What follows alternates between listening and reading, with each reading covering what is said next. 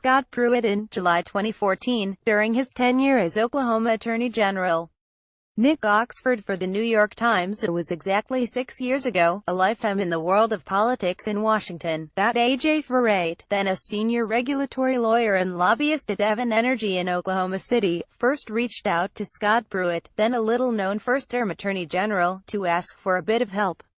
Back in 2011, Devon executives were so determined to try to stop the Environmental Protection Agency from enacting a new rule intended to more aggressively limit methane leaks from oil and gas wells, a potent contributor to climate change, that they drafted a letter for Mr. Pruitt to send to Lisa Jackson, then the EPA administrator. Shortly thereafter, Pruitt followed up. Mr. Pruitt's office sent the letter nearly verbatim. Devon Energy ultimately donated hundreds of thousands of dollars to the Republican Attorneys General Association and an affiliated organization. The New York Times reported on that in 2014, detailing the alliance between Mr. Pruitt and the oil and gas industry while he served as Oklahoma's Attorney General. Our stories were part of a package that won a Pulitzer Prize. So why return to the issue now? Well, until this year, Mr. Pruitt was never really able to deliver on what Mr. Pruitt and Devon Energy wanted: the termination of the methane rule, and of a related effort by the EPA to collect data on methane emissions by oil and gas companies.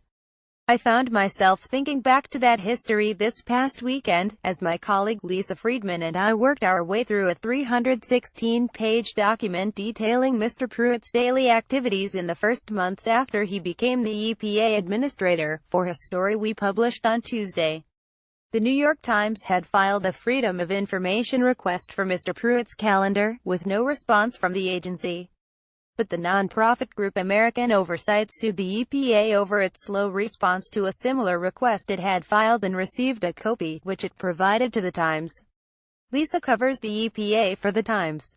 I write about regulatory policy and lobbying. We spent much of the weekend reading through Mr. Pruitt's calendar.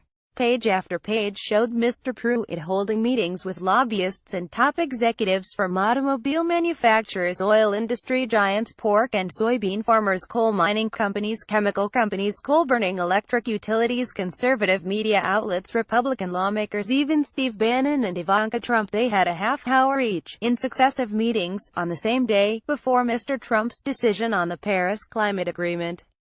Mr. Pruitt had traveled to speak to industry groups at resorts in Naples, FLA, and Scottsdale, Aries, and had fancy meals with industry executives at restaurants like Equinox and BLT Prime, and at the Trump International Hotel in Washington.